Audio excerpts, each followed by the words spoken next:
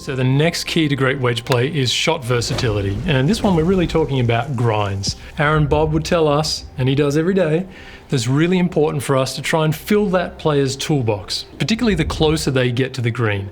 And that's why we have more grind options than anyone else as we approach that green.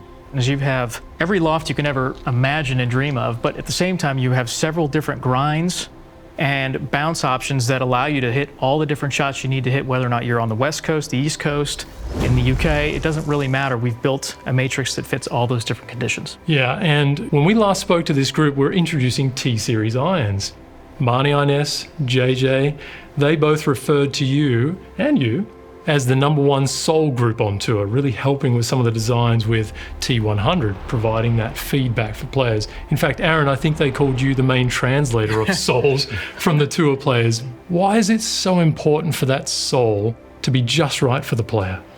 Well, the soul is so much more than just a part of the golf club, the bottom of the golf club. It is a feel-driven, sound-driven, confidence-driven piece of the golf club that helps create all these different feels, right? And if you have the wrong soul, you can be led down a dark path of disappointment sometimes. But for us, you know, we really are fortunate. Kevin and I have spent a lot of time together on multiple tours, learning from the best players in the world on what souls work and, more importantly, which ones don't. And that's where we've come up with our line and our different grinds and bounces is these work. They make sense. And trying to find one that sounds right, feels right, helps with mistakes, makes your misses better, creates confidence, inspires better golf all around, and that's where we spend a lot of time doing that, but fortunately we've gotten so good at it, we haven't had to make big changes in this line, which is why I think what we're working on with the grinds and bounces have been so successful.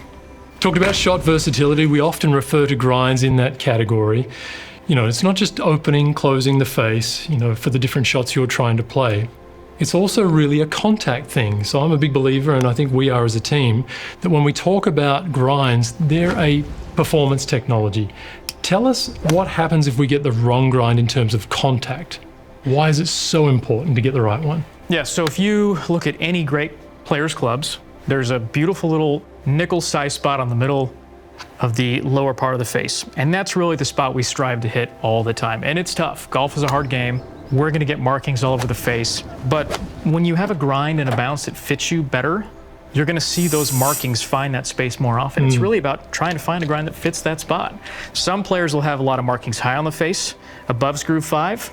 That's where you see the ball shoot up in the air. We see a reduction in spin. It's a little shorter in carry.